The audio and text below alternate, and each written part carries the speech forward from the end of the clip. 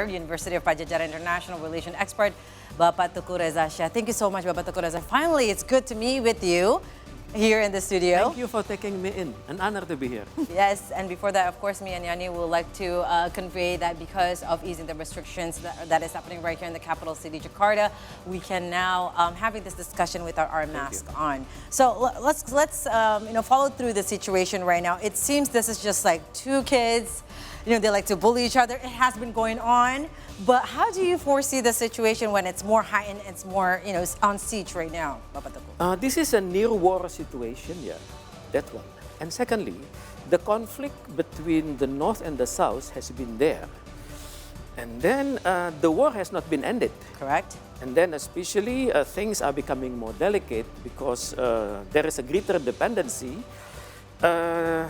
At the global level, the dispute between the US and China is there. Correct. On one hand, and at the regional level, the dispute in the Korean Peninsula remains.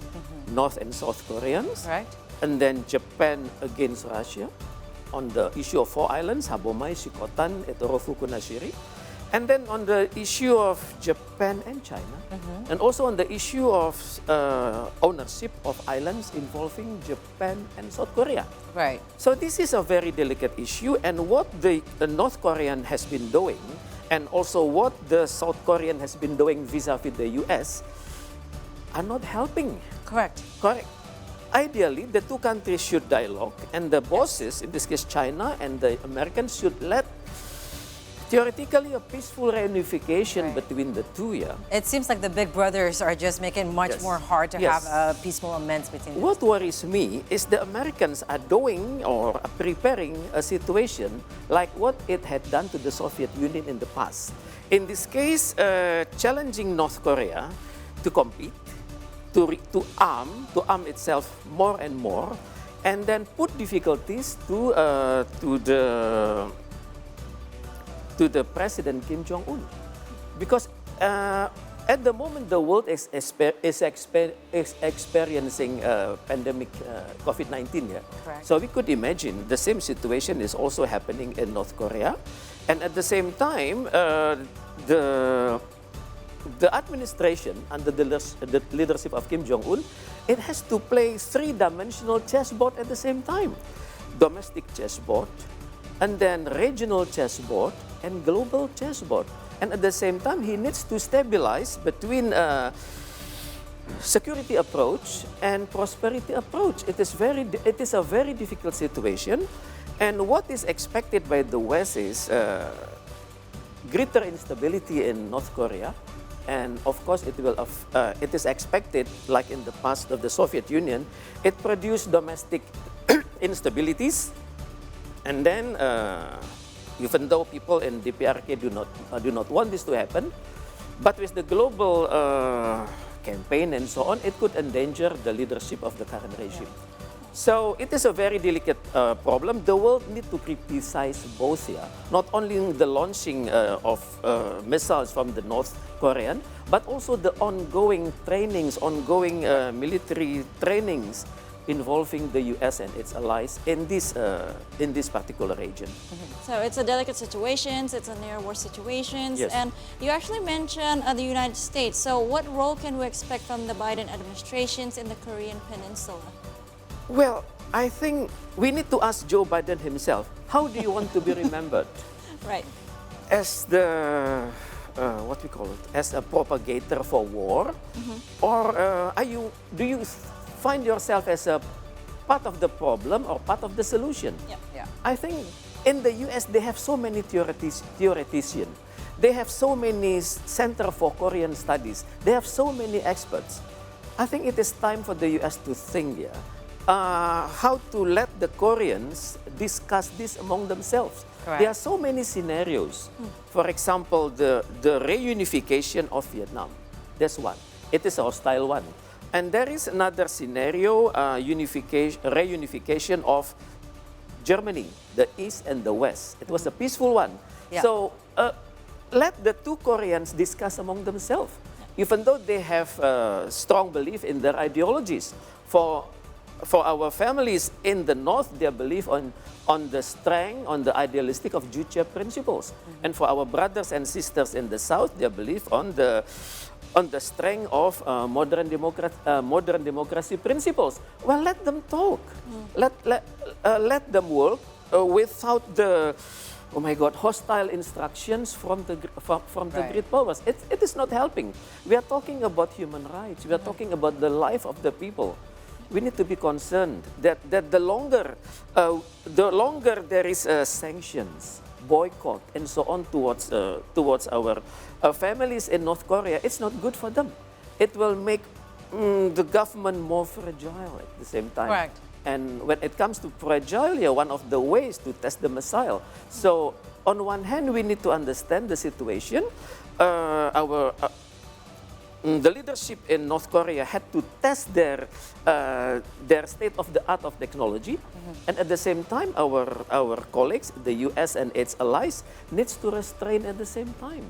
Right. It takes both parties, I think, to make amends of this piece, Pak Teuku. And also, regarding the response of Washington had said they're actually preparing both short and longer term adjustment to the military postures that is appropriate for them, like you just said. We know that right now North Korea is facing the COVID-19 pandemic, and actually the United States is ready to give helps if they needed to, but there's no response yet from North Korea, because North Korea seems to know when they're going to give that support from the United States, they know they have to back down on the missiles launch and whatnot. What do you think will be the short and the longer, right now, of the plans from both U.S. and South Korea and also North Korea? Firstly, we need to understand the psychology of the top leader in the North. Yeah.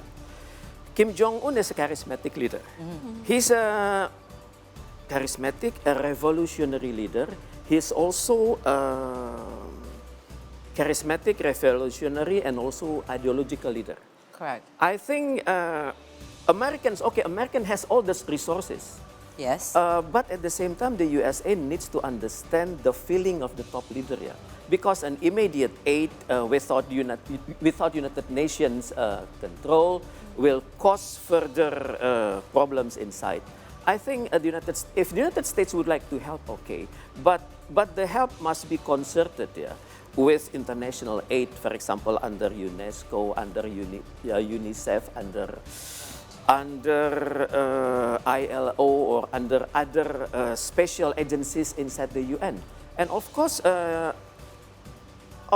I think people in North Korea and also the administration in the North Korea will be very happy if the package is to be under huge global responsibility. For example, under the responsibility not only by the US but also by countries under the non-aligned movement, or countries under the Organization of Islamic Conferences, right, or under countries like ASEAN, for example, or EU.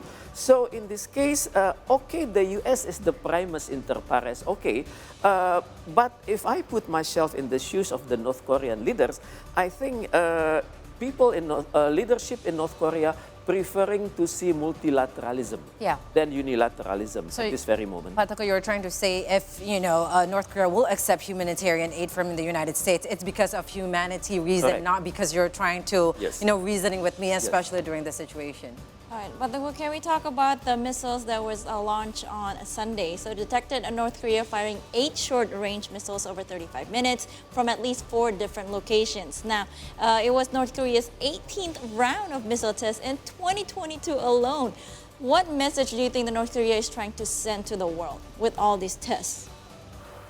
I think the government in North Korea has understood that they need to have nuclear as a bottom line for their defense and security, because they have witnessed that for countries who do not have nuclear technology, they could be easily bullied and then taken over by the great powers. Let's say Iraq, let's say Afghanistan, let's say Syria.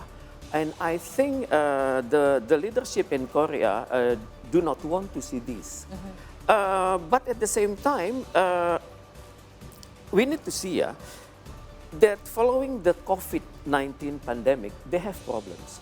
For example, we need to see concrete reports from the UN the total achievements of North Korea with regard to the 17 items of Sustainable Development Goals. Yes. I think there is a problem of prosperity in North Korea.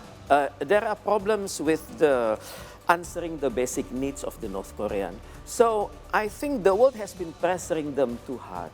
Yes. So one of the way is to test what they have, because by doing this, they could convey a message to the world that I have the technology, but Yes. I have been using my technology wisely. It has not reached specific country, it reached the EEZ only. But please understand my problems. Please deal with me on an honest basis. Please deal with me not from a lecturing position.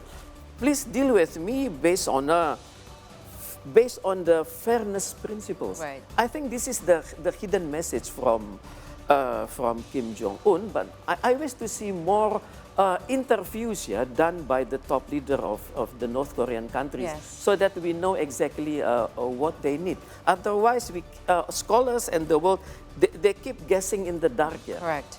Or seeing what is their perspective behind Yes. all of this. Now, Pak Teuku, let's bring it back to Indonesia. We know how legitimate and very transparent between the bilateral relationship between Indonesia and South Korea. That is noted. But what about Indonesia and North Korea? Can you tell us more about the history between, these both countries, and why is it important for us to be alert of this development that is ongoing right now that would affect Indonesia? For this purpose, we need to see ourselves 30 years earlier.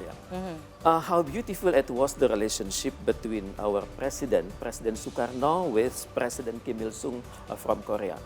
When our president visited Korea in early 60s, he received a massive welcome. And at the same way, when President Kim Il-sung visited Indonesia, especially Bogor, he received a totally welcome from not only from the Indonesian government, but from the Indonesian people. And until today, I think the North Korean remember the beautiful flower delivered by Bung Karno for the meeting with Kim Il-sung. Name is Kim Il-sung. This is a very memorable flower, and up till now, people in Indonesia and North Korea are still talking on this flower. We commemorate things dealing with the flower. Even if you go to Bogor, there is a special place for this flower.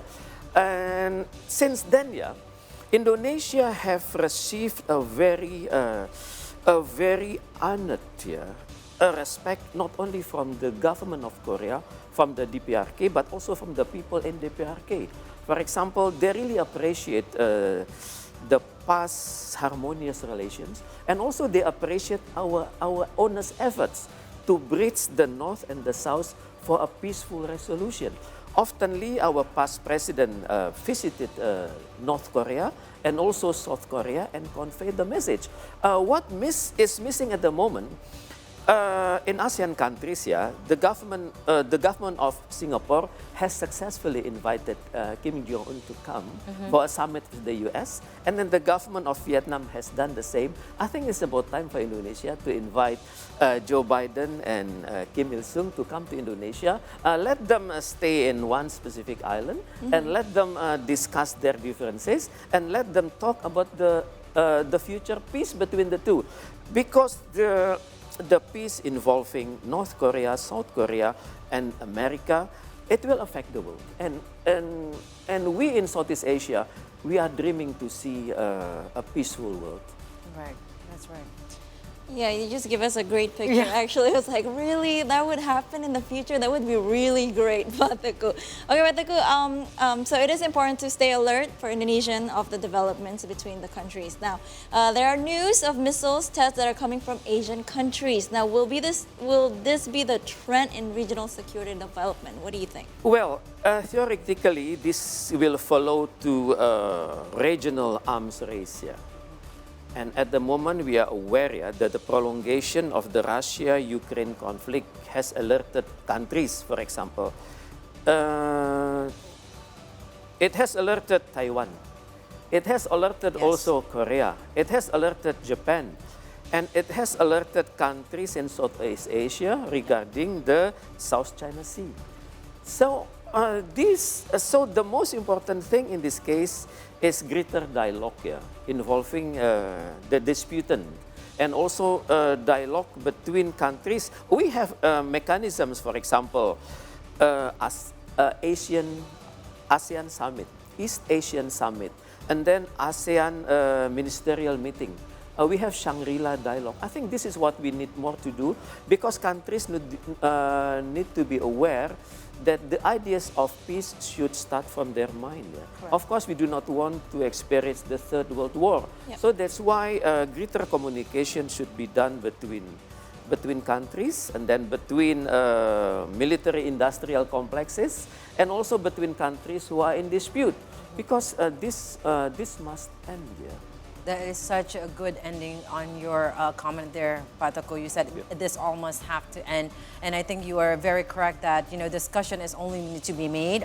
This hardship cannot be resolved as fast as we wish that it could, but any dialogues and open discussion would be needed to make this peace amend. Thank you very much, Pak Teuku Rezasyah, University of Pajajaran International Relations expert. Thank you so much for coming to our studio and discussing about this, and we hope to see you again very soon. Stay safe, Pak. Thank you very much. Looking forward to come back. Thank you. Thank you so much. Definitely.